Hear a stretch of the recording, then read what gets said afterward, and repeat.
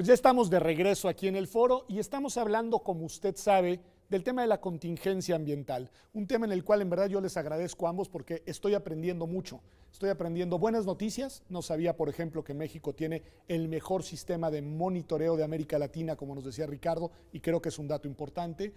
Tampoco sabía que en una cierta medida lo que se vive hoy en la Ciudad de México es el resultado de buenas decisiones de política pública que hoy permiten disparar las alarmas con niveles de contaminación, digamos, ya graves, pero por debajo de los que hemos tenido en años recientes. Y tampoco conocía, y esto también me parece que es algo muy importante, el dato de que la Ciudad de México no es la única ciudad que está enfrentando problemas, sino que también los habitantes de otras grandes urbes como Guadalajara, Monterrey, deben de empezar a pensar en esto con seriedad. Sí. Pero María nos adelantaba, Ricardo, un tema, un ejemplo, y quisiera que nos ayudaras a describir qué está pasando por ahí, que era China. Decía María, China están teniendo problemas sobre la salud de las personas que incluso los han llevado a tomar medidas muy concretas y creo que es el peor país del mundo. ¿Es así? ¿Cómo están y qué han hecho en China para enfrentar esto? Desafortunadamente, todos lo sabemos, China está en un auge económico muy fuerte, aparentemente, y eso tiene su costo. Ellos utilizan mucho el carbón de hulla para generar energía eléctrica, generar energía en todos los procesos.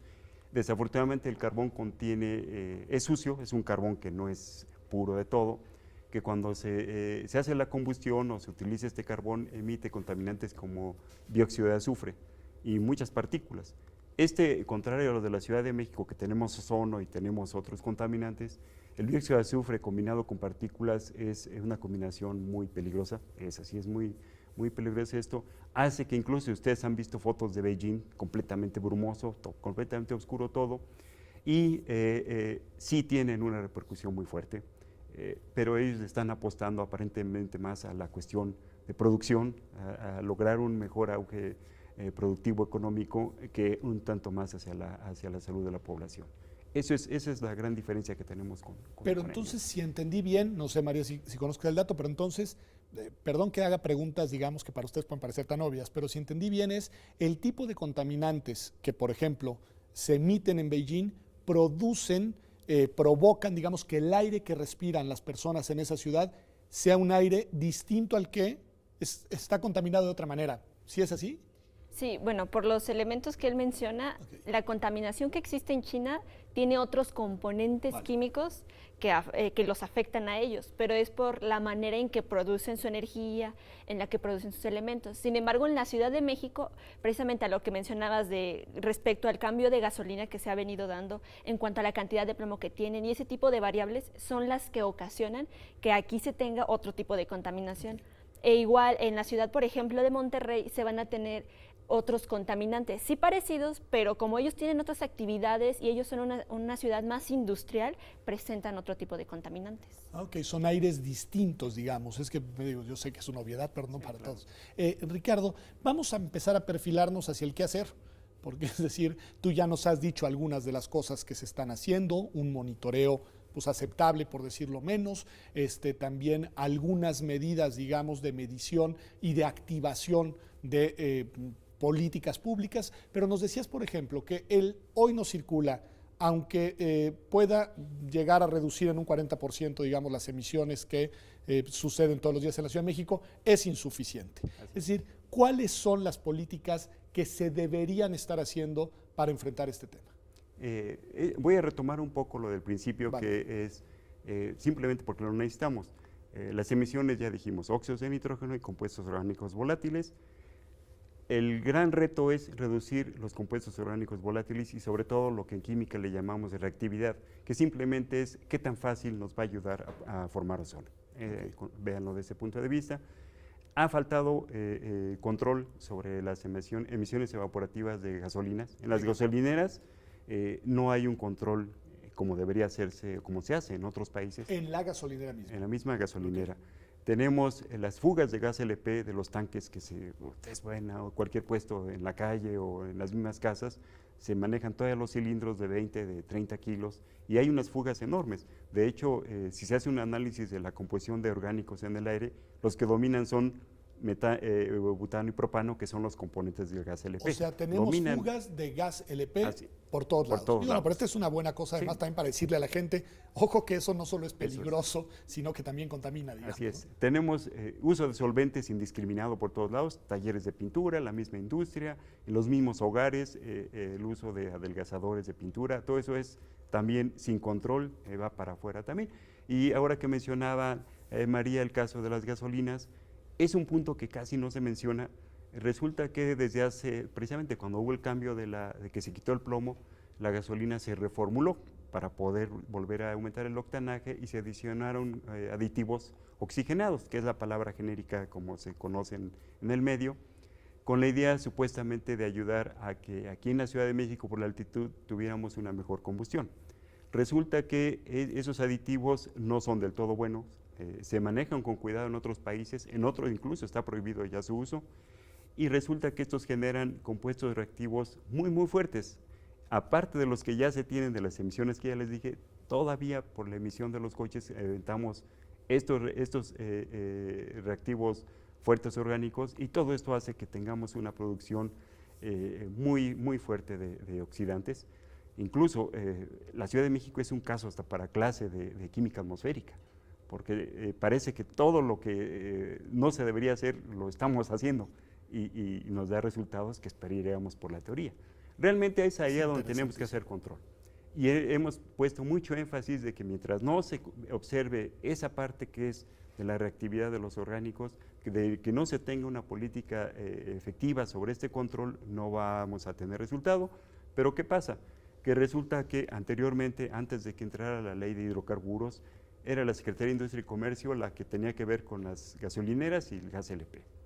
Las emisiones de los transportistas de carga que no son reguladas por ninguna cuestión de verificación, era la Secretaría de Comunicaciones y Transportes. Lo que pasaba aquí en la Ciudad de México era el gobierno de la Ciudad de México. Y entonces resulta que hay una descoordinación total.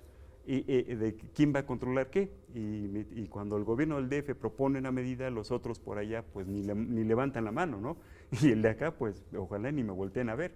Entonces eso hay que hacerlo, ¿no? Que esa es una de las cosas que quería preguntar, es más de política pública general, si tú me dices estás cómodo no con la pregunta, pero me imagino que para llevar a cabo todos estos controles, estas regulaciones, y me imagino que además una vocación de labor preventiva para que no se generen los problemas, debe de haber una política pública uniforme.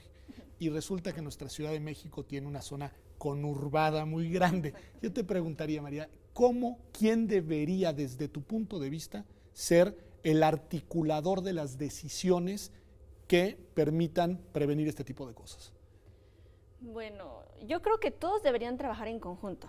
Todas las ciudades conurbadas, que ya hasta ahora nos conocemos como la megalópolis, porque ya son diferentes ciudades de estados que contribuyen a la contaminación, no solo de la Ciudad de México, sino de ellos también. Yo considero que, dado que la Ciudad de México tiene más experiencia tratando estas temáticas, ellos podrían fungir como un coordinador.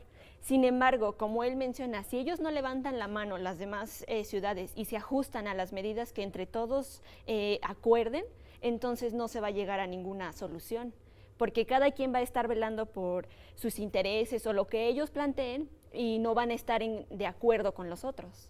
Es que sí es un tema muy importante. Te preguntaría, Ricardo, porque tiene que ver con las gasolinas, tiene que ver con esta coordinación metropolitana y demás. A ver, ¿qué hacer en este caso concreto? Y sé que no es el único, nos has dado ahora ejemplos muy cercanos, además muy cotidianos a nosotros, de otras fuentes de emisiones contaminantes. Pero el tema del transporte, es decir, ¿cómo debería de ser? Pensando en esto, también el problema de movilidad sin duda está asociado, pero ¿cómo diseñar una política de transporte que nos ayudara a disminuir el tema de las contaminantes? Yo considero que ya estamos en un punto de saturación tal que se salió prácticamente de control. La Ciudad de México no fue nunca diseñada para este tamaño de población. Hemos visto errores tratando de solucionar esta situación del transporte público. El famoso Metrobús se ha metido en avenidas que no fueron diseñadas para Metrobús, y lo que ha provocado es que alrededor de donde van estas avenidas hay un caos vehicular. ¿Por qué razón? Porque se dio preferencia ahora al Metrobús, pero desarticulamos todo lo que anteriormente se tenía. Yo le apuesto más al transporte eléctrico masivo. Yo siento que va por ahí. Nos han dicho, bueno, Ricardo, pero lo que pasa es que se ha mencionado que el transporte eléctrico es lo mejor. En realidad, tenemos que generar energía para poder mover este transporte, pero es más fácil controlar en una termoeléctrica las emisiones de contaminantes en un solo punto que controlar ya cuando se emitió todo dentro de todos lados. El transporte eléctrico. Así es, sí, pero como menciono, la fuente de energía la podemos tener controlada en un punto, en una termoeléctrica, y no en toda una ciudad que tenemos un caos vehicular donde las emisiones son millones de fuentes de emisión. Okay. Entonces, yo le apuesto más al transporte eléctrico en una termoeléctrica que sea controlada, porque si no, estamos simplemente exportando el problema de la contaminación a otra región en donde se está generando la energía eléctrica. Me parece muy interesante. Hay una dimensión, porque esto del transporte me parece importante. A ustedes me mencionaban que uno de los problemas que hay pues tiene que ver con algo que no controlamos, que es el clima, y tiene que ver con que el clima y el fenómeno atmosférico que genera hace que, entre otras cosas, el aire no circule.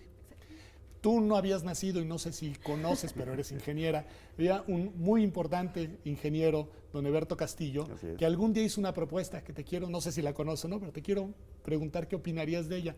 Recuerdo que era tiempos de crisis de las primeras contingencias, y él decía que lo que se debería de hacer era colocar, no recuerdo si 1 o 2 grandísimos ventiladores en 2 puntos de la Ciudad de México que movieran el aire y lo sacaran de la cuenca de la Ciudad de México. ¿Qué te parecería esa idea? Que es una propuesta que se discutió mucho, ¿eh? Pues me parece tal vez no tan tangible o no tan aterrizable, porque como que para empezar diseñarlos, crearlos y que no traigan otros fenómenos que afecten no solo a los humanos, sino por ejemplo animales que vayan pasando por ahí, se vayan a accidentar o lo que sea. Es una buena propuesta si lo que se busca es ventilar la Ciudad de México, pero yo creo que hay otras alternativas, y lo que yo creo que esa no está atacando el problema, solamente está como remediando algunos síntomas que presentamos por la contaminación. Entonces... Muy bien, dime alguna de las alternativas. ¿Cuál sería para ti? Dejemos ya fijo lo que decía Ricardo y los tres démoslo por bueno, el transporte eléctrico masivo. ¿Alguna otra alternativa como política pública tangible para enfrentar el tema? Como política pública, yo considero que, como mencionaban previamente en la sección anterior sobre la descentralización de la Ciudad de México, yo creo que es un factor importante. Porque había escuchado que más o menos 11 millones de personas son las que atravesamos a la Ciudad de México. Entonces, ¿pero por qué sucede? Porque aquí están las fuentes de trabajo. Lugares de la periferia y personas de esas zonas venimos a trabajar o a estudiar aquí. Entonces, si se ofrece la misma calidad de trabajos y la misma calidad de educación, en otras zonas se puede distribuir el flujo de personas. O sea, evitar que la gente necesite desplazarse tanto por la ciudad. Exactamente, y no solo aquí, sino a otras zonas. Puede ser en Toluca o en Querétaro, distribuir a la gente. Ok, está muy bien. Regreso contigo, Ricardo, y te pregunto, vemos ya transporte eléctrico masivo, este asunto de desconcentrar y, digamos, incentivar que no sea necesario pasar por la ciudad para obtener servicios de calidad. Decías tú también una cuestión de monitoreo preventivo de todas estas otras fuentes que generan contaminación. ¿Otras políticas que tengas tú en mente y que deberían, complementarias a estas, implementarse? Pues creo que esas son el corazón, estas dos que mencionaron. Sí, mejorar, si no es posible, como mencionas, ¿no? Que salga gente de aquí, pues todo lo que es el transporte y movilidad, ponerlo en una mejor posición. Eso no lo podemos evitar. Pero también coincido con esto, ¿no? Ya necesitamos desfogar un poco la Ciudad de México, porque sí estamos en el punto, si no es que ya salimos del control de la misma. Estamos hablando nada más de contaminación del aire, pero poco se menciona sobre contaminación de agua, que también es un problemón que no lo vemos, porque simplemente va al drenaje y hasta ahí se acabó nuestra visión. ¿Y que es muy serio y grave también? Es muy serio, tanto el proveer agua potable a la ciudad como su desalojo. Lo hemos dejado también por ahí. El problema lo vimos ahora con la basura, ¿no? ¿Se acuerdan que el gobernador del Estado de México dijo, pues sí, pues si nosotros dicen que ustedes, que nosotros contaminamos, pues a ver ahora dónde ponen su basura? O sea, porque la basura de la Ciudad de México la mandamos al Estado de México. A los estados. Entonces, necesitamos ya una mejor política. a la pregunta que hiciste hace rato sobre de qué organismo debería ser el que lo A ver controla, si es cierto. tiene que ser la Secretaría de Medio Ambiente. La no hay Secretaría de más. Medio Ambiente nacional, Nacional. federal. Este ya es un problema que no es local. Lo mismo pasa cuando mencionábamos de contaminación en Guadalajara. Pues no nomás es Guadalajara, es realmente ya la zona conurbada, que hay contribuciones. En esto del aire no es de que aquí se queda la contaminación, esta va y viene. Claro. El centro de México, todo se mueve, todo está afectado por todo. La zona conurbada, la zona metropolitana de Guadalajara también, la de Monterrey también, y lo mismo está pasando con León. ¿León también? León también. La ciudad de Salamanca está viento abajo de León, las emisiones de Salamanca con el aire se mueven hacia León y todavía de León alcanzan hasta Aguascalientes. A lo que voy es que esto no es local, esto se debe manejar ya desde un punto de vista nacional y la Secretaría de Medio Ambiente debe tomar ya cartas en el asunto y decir, a ver, momento, las reglas que van a poner aplicar son estas para todos. Para todos y para todo el país, no nada más en una sola región. No, pues me parece muy importante, supongo que estarás de acuerdo con esta parte. Voy a hacer una pregunta que puede parecer muy nimia, pero me parece que es un buen botón de muestra, y estamos ya cerrando el programa, de cómo una decisión que puede ser atinada para solucionar un problema puede tener efectos negativos en otro. Leía, y te quiero preguntar, María, si es así, que por ejemplo la decisión de disminuir la velocidad con la que tenemos que circular en la Ciudad de México, uno de sus efectos nocivos es también aumentar la contaminación. ¿Es verdad esto? ¿Es cierto? Yo diría que en cierta proporción sí, porque desgraciadamente no contamos con una cultura, digamos, vial en donde se respeten estas señales de tránsito, que si se debe manejar a 40 kilómetros, a 60, entonces lo que hacen es manejar a cierta velocidad y desacelerar y luego acelerar para evitar, por ejemplo, las fotomultas. Y en esos desaceleros y esas aceleraciones es donde hay combustión. Y esta combustión no se realiza bien. Me parece un buen ejemplo de las enormes dificultades que enfrentamos para tener una política nacional, porque pues también las características, particularidades, retos y desafíos de las ciudades son distintos. Sí. Pero en verdad muchas gracias, María, por haber estado aquí en Observatorio. Ricardo Torres, muchas gracias, en verdad ha sido un gusto. Espero tenerlos en otra ocasión para hablar de temas conexos, porque en realidad, por ejemplo, este asunto de la contaminación del agua me parece fundamental para que también lo analicemos aquí en el programa. En verdad, gracias a usted por acompañarnos hasta esta sección de Observatorio. Ya sabe que vamos a un corte y regresamos a nuestra sección desde el campus. En esta ocasión estará con nosotros Alberto Abad Suárez, con quien hablaremos de un tema distinto. Hablaremos de eso que llaman justicia cotidiana. Regresamos.